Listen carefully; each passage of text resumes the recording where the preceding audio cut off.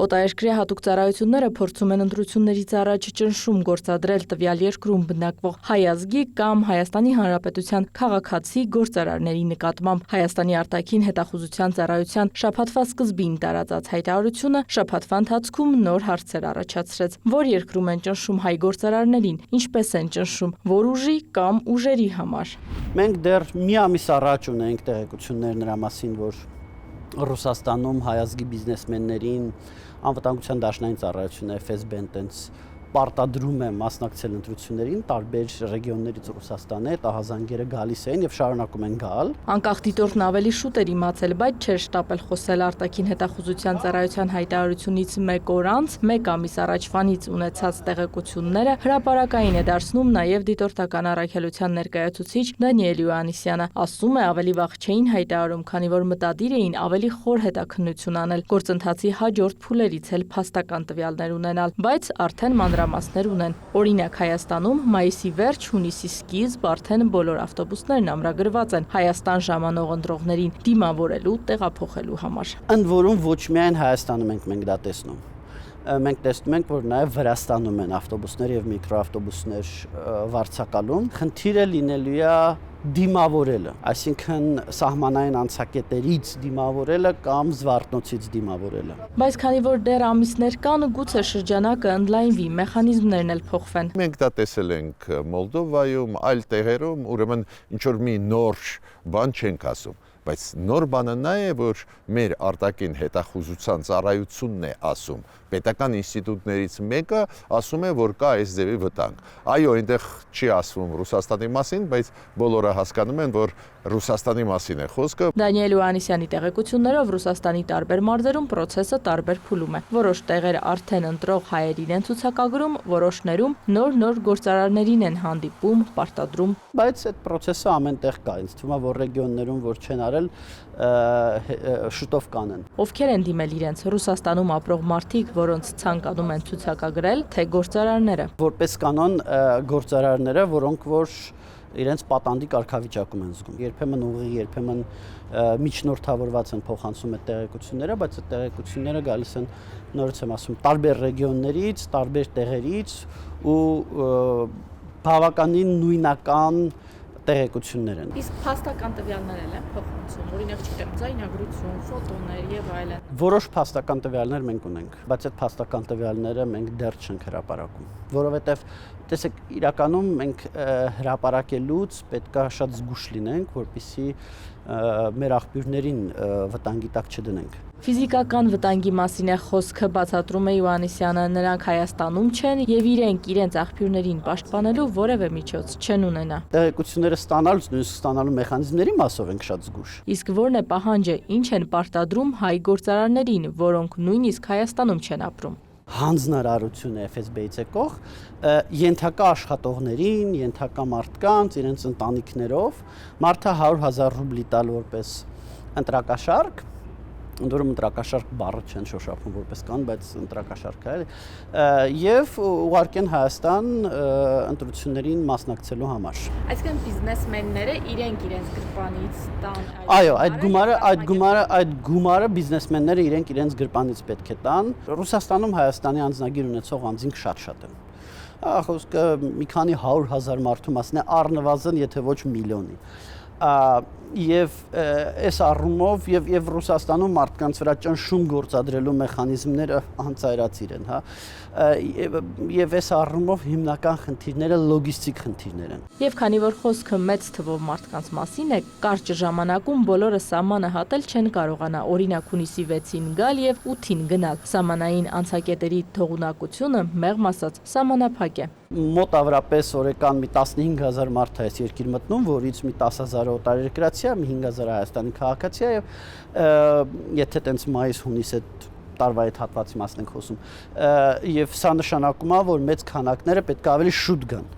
Ավելի շուտ գան, դա նշանակում է, որ պետք է լինեն մարդիկ, ովքեր Հայաստանում մնալու տեղ ունեն կամ որ Հայաստանում մնալու տեղ կտրվի։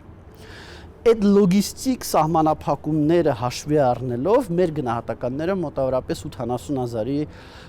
շուրջ են։ Իսկ ինչ կլինի, եթե գործարարները հրաժարվեն անել կամ չստացվի։ Սպառնալիքները շատ հստակ են, բիզնեսը փակելու սպառնալիքներ, տարբեր խնդիրներ ստեղծելու սպառնալիքներ, ըստ էության բիզնեսմենները բավականին վախեցած են մեծ մասը, որը ընդհանրապես Հայաստանի քաղաքականությանը խառնվելու ոչ մի մտադրություն էլ չուներ առանձնապես, որովհետև հաճախ սպառնալիքները մոտավորապես հետևյալ բնույթի են, եթե ընտրությունների արդյունքները վատը լինեն կամ մեզ չգոհացնեն, մենք ձեզ կպատժենք։ Իսկ որ ուժին կամ ուժերին քվեարկելու համար է Ռուսաստանը մոբիլիզացնում իր ռեսուրսները, այս հարցի պատասխանը եւս բաց է մնում։ Արտաքին հետախուզական ծառայության հայտարարության մեջ անկախ դիտորդի աղբյուրներից էլ դեռ ոչ բոլորը գիտեն, թե ում են պարտադրում, որ ձայն տան։ Ենթադրում եմ, որ իրանք ունեն Մոլդովայի փորձից մտահոգություն, որ կարող է ինչ-որ մի ուժի անուն տան, այդ ուժը Հայաստանում մրցապայքարից հանվի եւ հետո վերջին պահին ստիպված են ուժի անուն փոխել, Մոլդովայում տենց բան արել էին, եւ դրա համար եւ որոշ տեղեր առանձնապես ուժի անուն չեն տալի, բա ում կասենք իրանց, մոտավորապես սենց է գնում մեխանիզմը, որոշ տեղեր ուժի անուն տալիս են, այո։ Դուք հիմա չեք տալի։ Դե տեսեք, ուժի անուն ես չեմ ուզենա հրապարակել, որովհետև ուժի անուն հրապարակելու կոնտեքստում պետք է նաև ներկայացնել ապացույցներ, հրապարակային ապացույցներ, այնպիսի ապացույցներ, որոնց վրա մենք կարող ենք հղում անել, այս պահին նման ապացույցներ մենք չենք ուզում հրապարակել դեռևս, բայց այդ պահը գալու է։ Ենթադրյալ 80,000 հոգին ընտրության ելքի վրա կարող են էական ազդեցություն ունենալ։ Դա մոտավորապես 6-8%-ն է էլեկտորատի, որը փոքր թիվ չի։ Ստեփան Գրիգորյանը նվազագույն 20-30,000-ի դեպքում եւս վտանգ է տեսնում։ Ասենք 1 միլիոն մարդ մասնակցում է ընտրություններին, չէ՞, 10,000-ը դա 1% է, 30,000-ը 3% է։ 3%-ը փոքր թիվ չի։ Ռեսուրսը մեծ դեր է խաղում։ Ասենք կան ուժեր, որ գրեթե ամեն շենքի տակ իրանց օֆիսներ են բացում։ Դա այդ ազդեցության գործոնները պետք չի մտածել, որ դրանք չեն ազդելու մարդկանց վրա։ Կարևոր է համարում նաև անցնող շաբաթ Պետեկամուտների կոմիտեի այն հայտարարությունը, որ շարունակաբար ուժեղացվելու է սահմանով տեղափոխվող կանխիկ դրամական միջոցների նկատմամբ վերահսկողությունը։ Վերջի 2 ամսվա մեջ հունվար-փետրվար 60 միլիոն դոլարի կարգի ԵԱՏՄ-ի երկրներից, բոլորս հասկանում ենք դա, որ գերակշռող մասը Ռուսաստանի վրա է ընկնում, 60 միլիոն դոլար մտավ Հայաստան, կանխիկ, դա արվել է Մոլդովայում։ Մոլդովայում մեծ գումարներ մտան տարբեր ձևերով Ռուսաստանից։ Արտաքին հետախուզական ծառայության հայտարարությունից հետո ոստիկանությունը քննչական կոմիտե հաղորդում ներկայացրեց ընտրական իրավունքին խոչընդոտելու հոդվածով։ Դատախազությունում էլ հաղորդում է ներկայացրել անկախ դիտորդը կուսակցություններին ֆինանսավորելուն պարտադրելու հոդվածով։ Ինչ կարող են անել Հայաստանի իրավապահները, եթե ճնշումներն ու մյուս գործողությունները այլ երկրում են տեղի ունենում։ Սահմանափակ, բայց գործիքակազմ կա, մանրամասնում է Իոաննիսյանը։ Ի վերջո այդ մարդիկ գալու են Հայաստան, այսինքն ֆիզիկապես մտնելու են Հայաստան։ Ինչքան էլ այդ մարդիկ միգուցե պարտադրված լինեն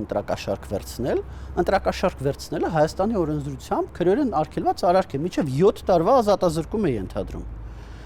Եվ եթե Հայաստանի իրավապահ մարմինները օրինակի համար X տեղեկություններ ունեն, որ չգիտեմ, Կրասնոդարում գտնվող Պետրոս Պետրոսյանը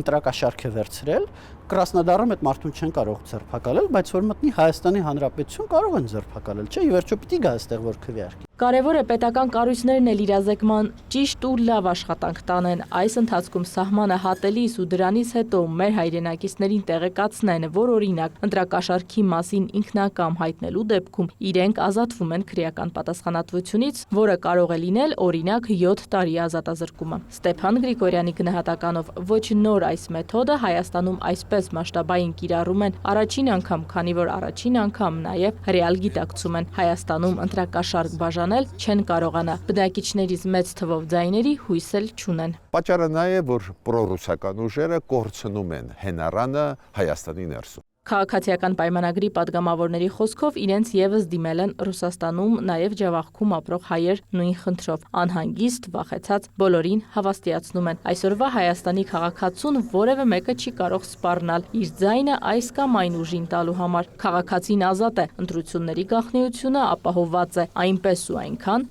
որ որևիցե մեկը երբեք չի կարող իմանալ, թե քվեախցիկում ում եք ընտրել դուք։ Իրինամ Կրչյան, Սերյան Անտոնյան, Դավիթ Մաչկալյան և Կարեն Բաղդասարյան, Կիրակնորյալ լուրեր։